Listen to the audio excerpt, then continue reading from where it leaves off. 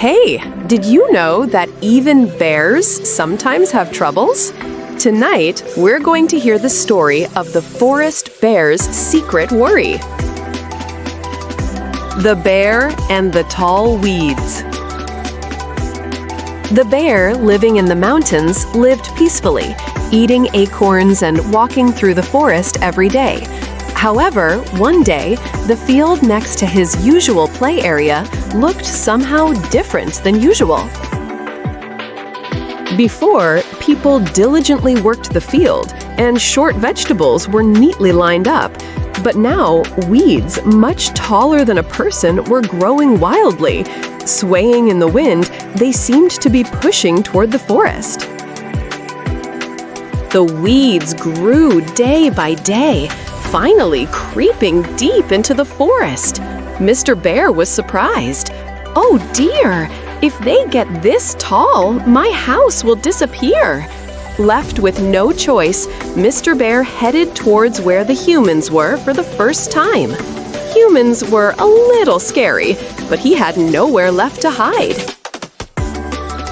Then, some people came from the village and started clearing the weeds from the field. "Let's use this field again. If the boundaries are clear, the forest animals can feel safe too," they said. Hearing the voices of the villagers, Mr. Bear breathed a sigh of relief. Once the field was clean, the entrance to the forest became clearly visible, and the bear and the humans were able to respect each other's spaces. To ensure the forest bear can live safely, it's important for everyone to carefully care for nature. If you want to know more stories about the forest and the secrets of the animals, subscribe to this program and look forward to the next story. In recent years in Japan, damage caused by bears has been increasing. This is due to factors like changes in the mountain environment and the blurring of boundaries between human areas and the forest. Maintaining fields and village foothills and communicating to animals beyond this point is human territory contributes to our own safety. Furthermore, it is an important role for adults to teach children the value of living in harmony with nature.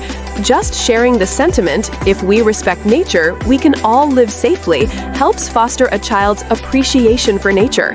Let's look closely at the nature around us, live while protecting it, and pass this way of life on to the next generation.